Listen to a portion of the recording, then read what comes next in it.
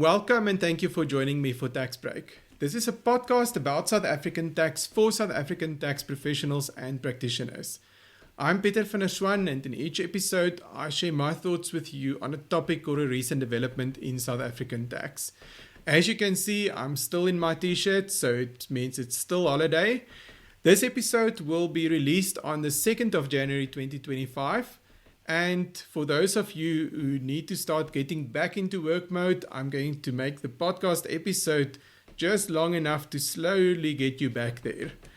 Our topic for today, I chose it on the basis of the effective date, possibly more than the topic itself, but I'm sure it would still be relevant to some of you. So I've looked for an interesting amendment that takes effect on the 1st of January 2025, seeing that was yesterday. And what I found was an amendment to the definition of a resident for VAT purposes. So before we look at the amendment, let's just quickly recap again, why would whether a person is a resident be important for VAT purposes? And the answer mostly lies in zero rating of supplies. So if a person makes a supply to and the supply is consumed outside of South Africa, in principle it should qualify for a zero rating. Now, one of the ways in which the legislation, one of the tests in the legislation to see is the supply consumed outside of South Africa, especially in the context of services, is to say, but are you supplying the service to a non-resident? So if we take, for example, Section 11(2)(l) of the VAT Act, the first condition to be met to qualify there for the zero rating is that the supply must be made to a person that is not a resident. Then the presumption in the legislation is that the consumption wouldn't take place in South Africa, although if we look at Section 11(2)(l), there's a few more requirements to still test that the supply doesn't perhaps relate back to consumption in South Africa. Right, so what was the definition of a resident of the Republic in the VAT Act before?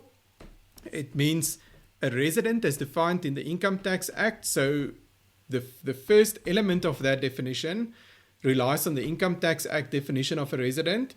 And then it goes on, there's a second leg to it, to say that provided that any other person or any other company shall be deemed to be a resident to the extent that such person or company carries on in the Republic an enterprise or activity and has a permanent or fixed place in the Republic relating to that activity. So there's really two parts to a person being a resident. One is if the person is an income tax resident, they are also a VAT resident. Second is if they are not an income tax resident, but they are carrying on activities in South Africa through a fixed or permanent place, they are also considered to be a VAT resident to the extent of those activities carried on through that fixed or permanent place. Right, so what was the amendment that then took effect yesterday on the 1st of January? That amendment is to exclude something from the first component of the definition.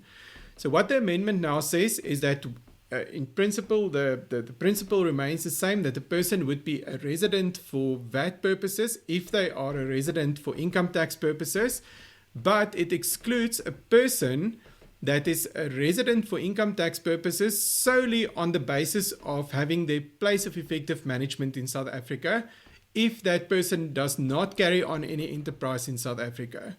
So a person that's an income tax resident on the basis of effective management in South Africa that doesn't carry on any enterprise in South Africa would not be a resident of the Republic for VAT purposes.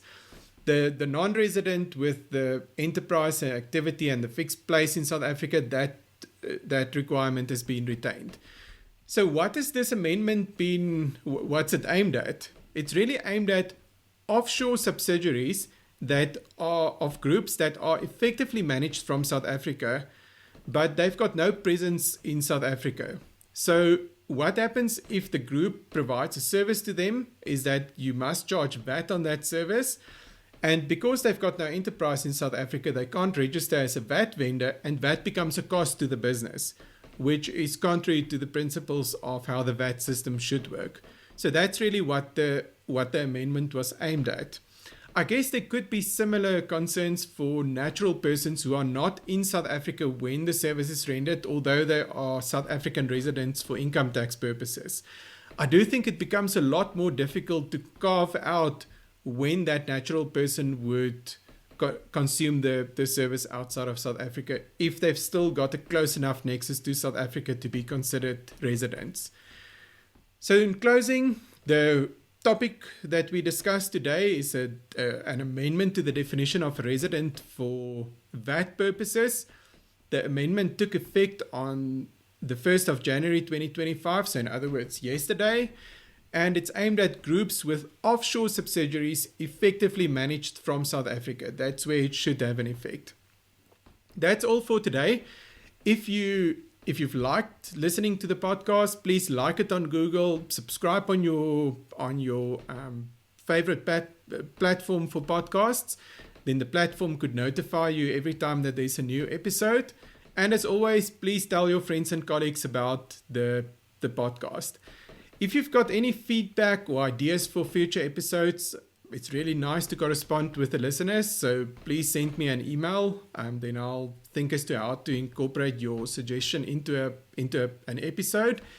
And as always, just bear in mind, the podcast is for informational purposes only. It's not intended to be tax advice or a replacement for fact-specific tax advice. Until next time, and enjoy the last bit of your holidays. Goodbye.